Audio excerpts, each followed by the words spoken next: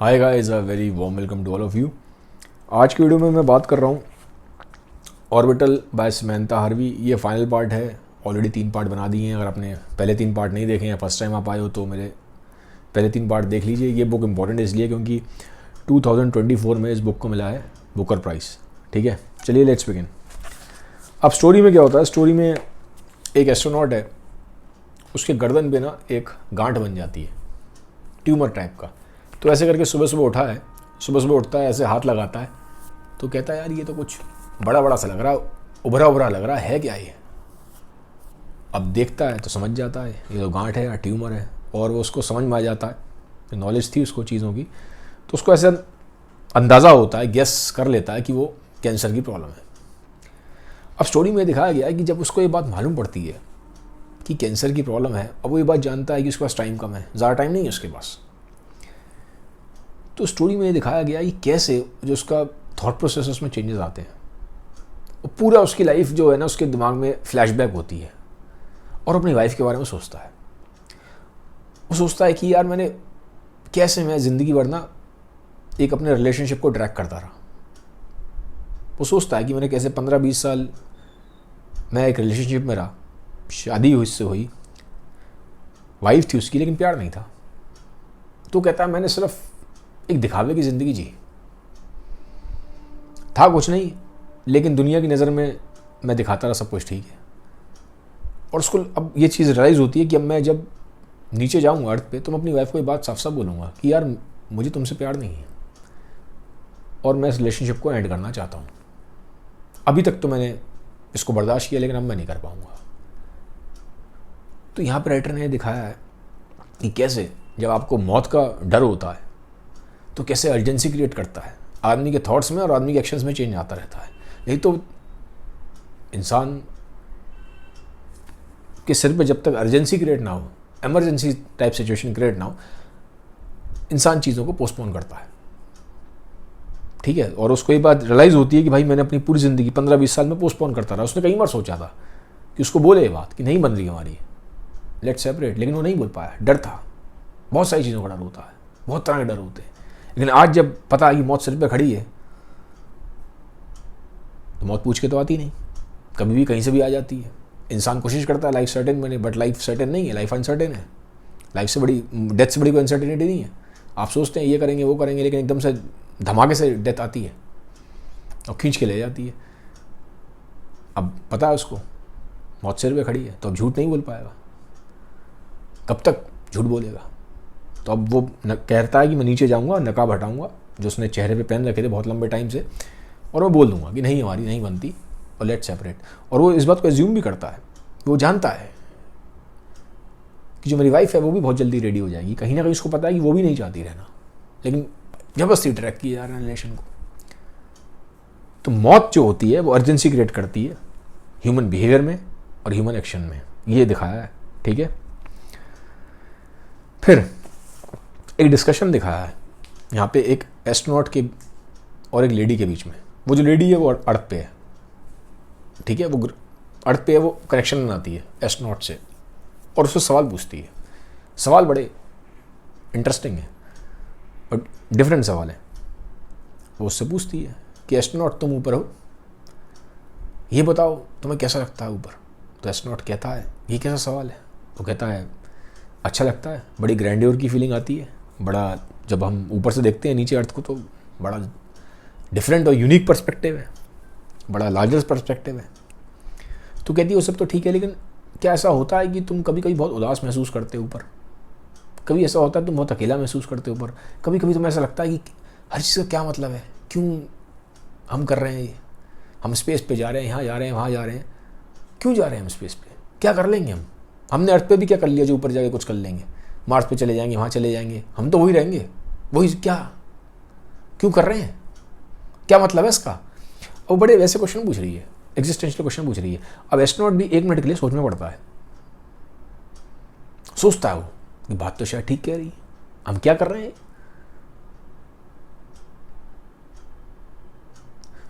तो अब होता क्या है, वो लेडी उसको बताती है एस्ट्रोनॉट को कि यार एक बार मैं एरोप्लेन में थी, तो मैं वॉशरूम गई, मैं वहाँ ब्रश कर रही थी, तो ब्रश करते करते मेरे दिमाग में ख्याल आया कि मैं ब्रश क्यों कर रही हूँ, क्या मतलब है इसका। कहती है तब से मैं बड़ी सैड हो गई, मेरे को रात को नींद नहीं आती थी। मैं इस तरह क्वेश्चन पूछती थी, मेरे होने का क्या मतलब है, ये चीज़ क्यों करें, ये क्यों करें, ये क्यों करें, why why why why why करते करते कहती है मुझे एग्जिस्टेंशियल क्राइसिस हो गई। तो वो कहती है एस्ट्रोनॉट से तुम वहाँ ऊपर बैठे हो, क्या तुम्हारे पास रीज़न है, स्पेस क्राफ्ट में तुम हो, वाई यू आर देयर, क्या कर लोगे ऊपर से देख के अर्थ को नीचे। तो बोलता है एस्ट्रोनॉट, वो कहता है हाँ sometimes I will tell you the truth, मैं झूठ नहीं बोलूँगा, कभी कभी मुझे लोनली महसूस होता है, कभी कभी मैं भी सोचता हूँ कि मैं यहाँ क्या कर रहा हूँ, एक बंद से स्पेस क्राफ्ट में बैठा हूँ, एक टीन का डिब्बा ही तो है, क्या कर रहे हैं ऊपर से बैठ के, बस सब यही देखते रहते हैं कि यहाँ पे तूफान उठ रहा है, या यहाँ पे ये वाली रेडिएशन आ रही है, यहाँ पे ये आ रही है, बस हम बैठ के वेदर की चीज़ें देखते हैं या बैठ के साइंस को और पढ़ते रहते हैं, पर क्या फ़ायदा इन सब चीज़ों का। कहता है मुझे भी लगता है कभी कभी, और मुझे भी कभी कभी बहुत लोनली फील होता है, मुझे भी सैड फील होता है, बट एक बात है, मुझे पता है जो मैं कर रहा हूँ इससे मुझे मीनिंग मिलता है। मुझे सैडनेस के थॉट्स आते हैं, बट मुझे लगता है कि ह्यूमैनिटी को अपलिफ्ट करने के लिए ये सेक्रीफाइस ज़रूरी है। मुझे एक डीप सेंस मिलता है जब मुझे ये बात पता चलती है कि जो मैं कर रहा हूँ इससे ह्यूमैनिटी के फ्यूचर को एक अपलिफ्ट मिलेगा, ह्यूमैनिटी किसी न किसी तरह सस्टेन करेगी। क्योंकि भाई ये बात सच है, ऊपर से वो दुनिया भर के साइंस एक्सपेरिमेंट्स कर रहे हैं, स्पेस को सब स्टडी कर रहे हैं। जब स्पेस को अच्छे से स्टडी करेंगे तो बहुत चांसेस हैं कि इंसान अर्थ से निकल के किसी और प्लैनेट पे पहुंचेगा, क्योंकि अर्थ पे तो हो सकता है कुछ भी हो जाए, एस्ट्रॉइड टकरा जाए, कुछ भी हो जाए, अर्थ खत्म हो सकती है ना, अर्थ खत्म हो गई तो ह्यूमैनिटी खत्म हो जाएगी। तो जब आपको अर्थ से निकल के किसी और प्लैनेट पर जाना है तो कैसे जाएंगे आप, अगर आपको पता ही नहीं है स्पेस के बारे में। तो वो ये सोचता है कि जब मैं इस चीज़ को समझता हूँ कि जो मैं कर रहा हूँ उसका जो इम्पैक्ट है वो मेरे से ऊपर है, मेरी ज़िंदगी के परे है, मेरी ज़िंदगी से बड़ा है, larger than my own life, तो मैं अब सेल्फ सेंटर्ड नहीं होता।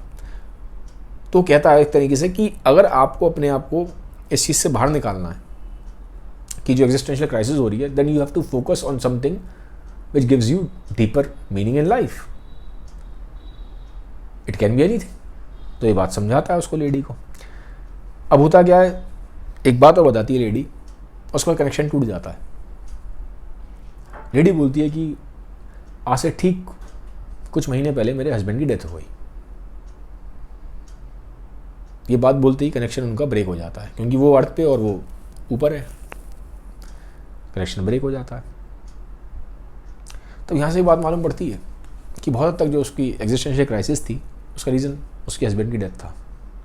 तो जो डेथ होती है, फिर बार बार थीम देखें अगर आप, मैंने इस चीज़ नोटिस करा, समंथा हार्वी जो राइटर हैं किताब की ऑर्बिटल की, वो बार बार डेथ की थीम को लेके आ रही हैं, और डेथ की वजह से किस तरह से आदमी के अंदर जो इमोशंस में चेंजेस हैं, उसका बिहेवियर में चेंजेस आते हैं, वो बार बार निकल के आ रहा है। पहले वाले स्टोरी में वो जो एस्ट्रोनॉट है वो अपनी वाइफ से रिलेशनशिप ख़त्म करेगा, ठीक है, क्योंकि डेथ का फियर वहाँ पे भी है। दूसरा हमने जो देखा, जो एस्ट्रोनॉट से लेडी बात कर रही है, दूसरी स्टोरी में अभी जो मैंने बताई आपको, वहाँ भी लेडी के साथ वही है। जब उसके हस्बैंड की डेथ हुई है तो डेथ के बाद ही चेंजेस आए हैं उसके अंदर। ये जो एग्जिस्टेंशियल क्राइसिस क्वेश्चन है वो आने स्टार्ट हुए कि मैं क्यों हूँ, मेरा क्या है यहाँ पे होने का मतलब। तो बार बार एक चीज़ कॉमन है, अब देखिए कि डेथ जो है वो आदमी को एकदम धक्का देती है, उसको बहुत डीपर क्वेश्चंस पूछने में मजबूर करती है कि हम यहाँ पे क्यों है, क्या मतलब है यहाँ होने का, क्या सेंस है मेरे होने का। वो आपको झंझोड़ देती है पूरा।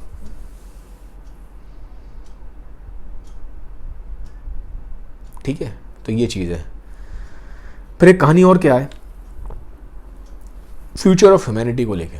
इसमें क्या है कि जो एस्ट्रोनॉट है उसको ना एक क्वेश्चन पूछा जाता है, पूछते हैं, एक मेल आया था उसमें क्वेश्चन पूछा है कि भाई आप बताओ फ्यूचर ऑफ ह्यूमैनिटी क्या है। आप तो स्पेसक्राफ्ट में बैठे हो, आप ज़्यादा बेटर बता पाओगे। अब ये सवाल बहुत लोगों से पूछा गया, अलग अलग प्रोफेशन के लोगों से, ठीक है, किसी एक्टर से पूछा गया, किसी टीचर से पूछा गया, किसी राइटर से पूछा गया, किसी साइंटिस्ट से पूछा गया, अलग अलग लोगों से पूछा गया, तरह तरह के अलग अलग प्रोफेशन के लोगों से, इनसे भी पूछा गया। एस्ट्रोनॉट से मेल आया, बताइए आप तो ऊपर बैठे हैं, आप ज़्यादा बेटर देख पा रहे हैं, वाइडर पर्सपेक्टिव है, क्या है फ्यूचर ऑफ ह्यूमैनिटी आपके हिसाब से। एस्ट्रोनॉट ने जवाब दिया, ये बड़ा इंटरेस्टिंग है। एस्ट्रोनॉट कहता है मेरे से ज़्यादा जो फ्यूचर ऑफ ह्यूमैनिटी है वो टैक्सी ड्राइवर जानता है। टैक्सी ड्राइवर जानता है, ये क्या बात हुई। ये सवाल का जवाब टैक्सी ड्राइवर क्यों दिया गया, क्योंकि एस्ट्रोनॉट बताता है कि जब आप स्पेस में रहते हैं तो आप इतना लंबा सोच ही नहीं पाते कि हम 10 साल 20 साल 100 साल के बारे में आगे सोच पाएँ। हमारा माइंड इस तरह से ट्रेंड हो जाता है कि हमें बिल्कुल प्रेजेंट मोमेंट में रहना होता है। ट्रेनिंग ही हमारी इस तरह से होती है, हम इस तरह से ऊपर जाकर ट्रेंड हो जाते हैं कि हमें सिर्फ और सिर्फ प्रेजेंट मोमेंट में रहना है। हम चाह के भी बहुत आगे सोच नहीं पाते। अब जो टैक्सी ड्राइवर है वो बहुत चीज़ें सोच रहा है। भाई आप सोचिए, जो टैक्सी ड्राइवर होता है वो दिन भर में 10 तरह के लोगों से मिलता है, 10 तरह की बातें उसके दिमाग में होती हैं, 10 तरह की वो खबरें सुनता है। तो वो ग्राउंड रियलिटी से ज़्यादा कनेक्टेड है, जो डे टू डे लाइफ की रियलिटी है। तो वो ज़्यादा बता देगा एस्ट्रोनॉट कह रहा है, क्योंकि टैक्सी ड्राइवर आगे बारे में सोचता है, 10 चीज़ों के बारे में सोच रहा है। कॉमन मैन है वो, पर जो एस्ट्रोनॉट बैठा ऊपर वो कॉमन मैन नहीं है। उसके पास एक बहुत बड़ा स्पेस देख रहा है, वो एक बड़ा,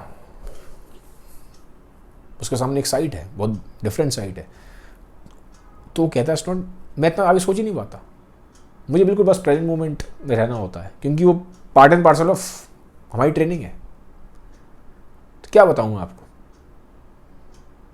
जो मैं देख रहा हूँ, इतना जाइंट यूनिवर्स, जो इतनी स्पेस देखता हूँ मैं, कभी कभी जो बहुत खूबसूरत लगती है और कभी कभी ऐसा लगती है कि वो एक मुझे पैंथर की तरह खा जाएगी।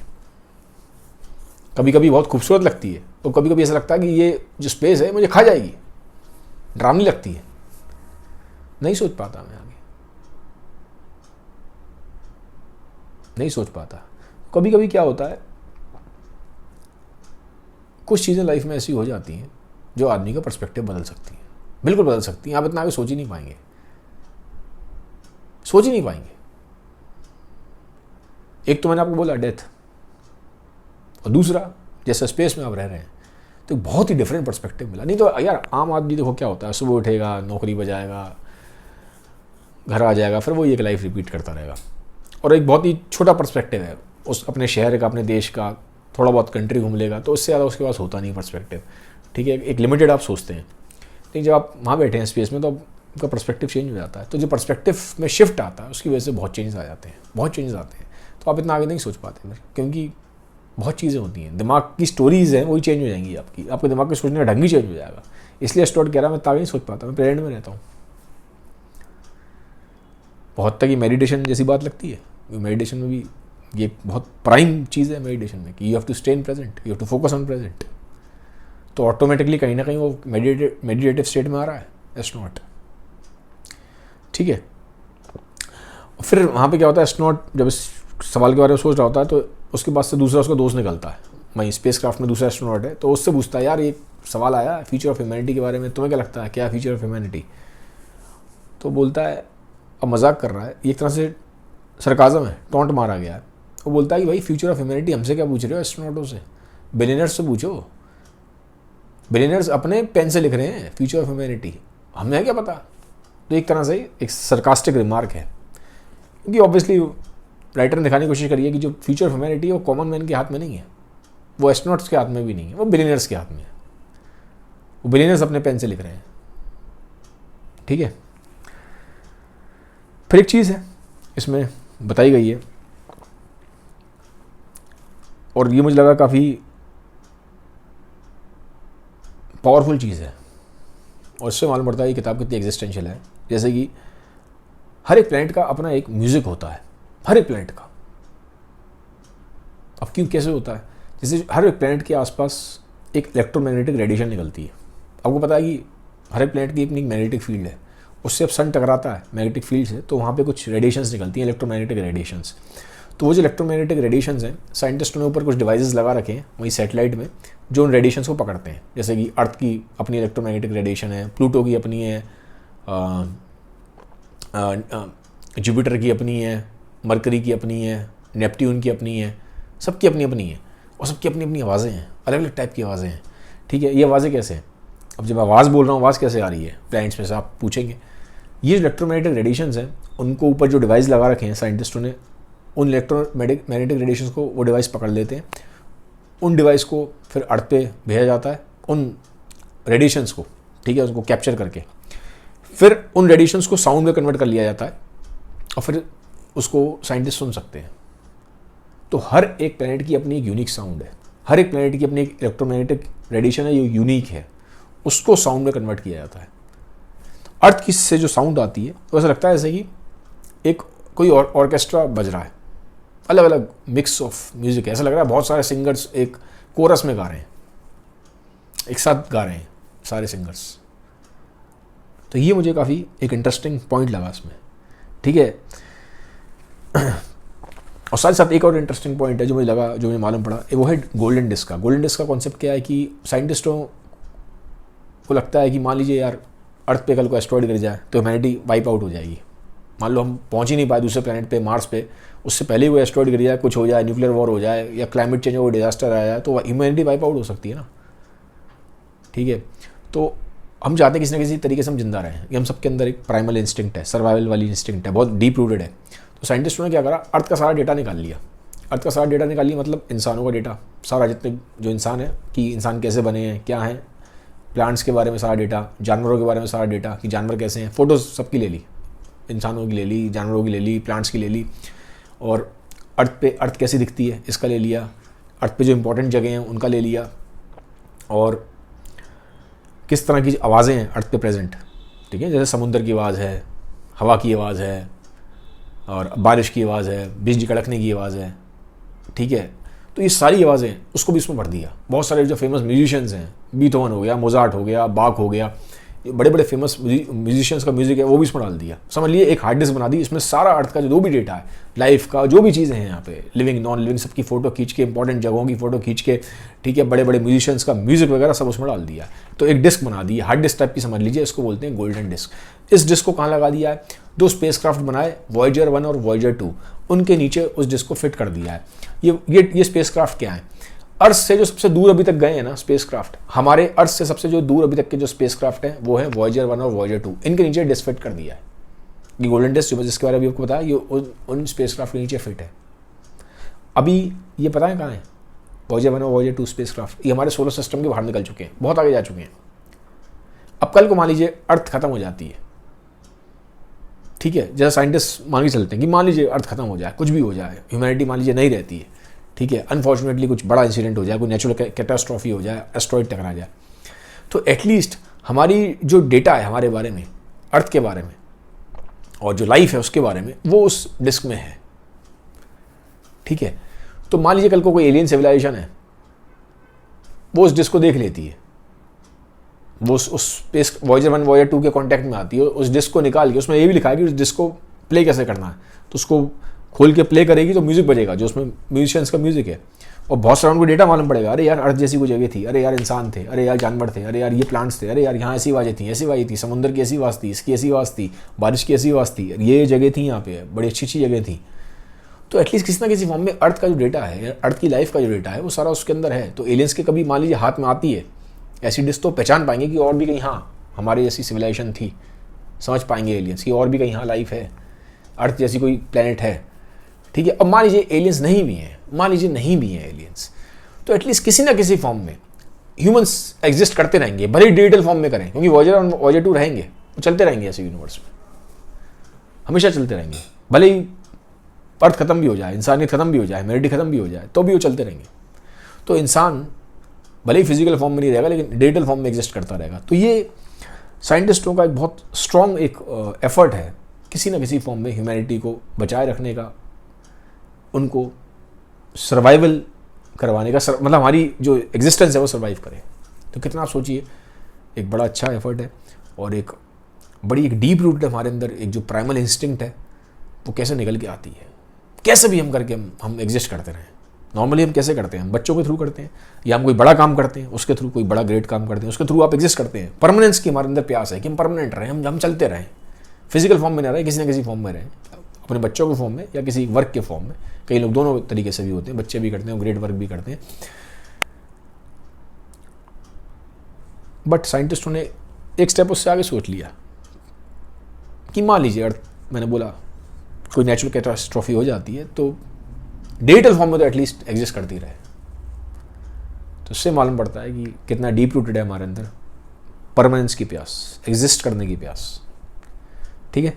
तो ये था इस बुक के बारे में। आई थिंक इसके साथ ये बुक ख़त्म होती है, और जैसा कि मैंने बताया ये एक डीपली एग्जिस्टेंशियल बुक है, बहुत हद तक स्पिरिचुअल बुक भी है, बट एक बात ध्यान रखिएगा, इसकी लैंग्वेज बहुत टफ़ है, इसकी लैंग्वेज बहुत टफ़ है। हो सकता है अगर आपने कभी कोई थोड़ा मुश्किल बुक नहीं पढ़ी है तो आप उसको 2 पेज पढ़ के ही छोड़ दें, क्योंकि लैंग्वेज टफ़ है, ये मैं पहले ही बोल दूँ। सो अगर आप के अंदर पेशेंस है, अगर आप मुश्किल वर्ड्स पे, मुश्किल लाइंस पे टाइम स्पेंड कर सकते हैं, आप टफ़ इंग्लिश समझ सकते हैं, तभी इस बुक को पढ़िएगा, ठीक है, तभी इस बुक को खरीदिएगा। अदरवाइज़ आपको लगेगा कि सिर्फ शायद मेरी बातें सुन के या मेरे इंटरप्रिटेशन को सुन के यार बुक तो बड़ी अच्छी है, पर आप लेके आप 2 पेज पढ़ के गए यार मेरे तो पल्ले ही नहीं पड़ रही, समझ ही नहीं आ रही, ठीक है। तो उसका भी ध्यान रखिएगा कि क्या आपकी इंग्लिश बहुत अच्छी है, क्या आपके अंदर पेशेंस है, क्या आप मुश्किल वर्ड्स का मीनिंग ढूंढ सकते हैं, ठीक है।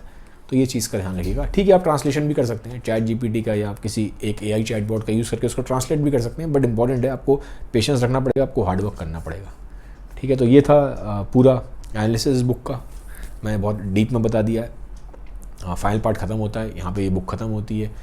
अगर मेरे वीडियोस आपको अच्छे लगते हैं तो आप सबसे रिक्वेस्ट है काइंडली इसको सबके साथ शेयर कर दीजिएगा। Have a nice day, bye bye, take care, thank you.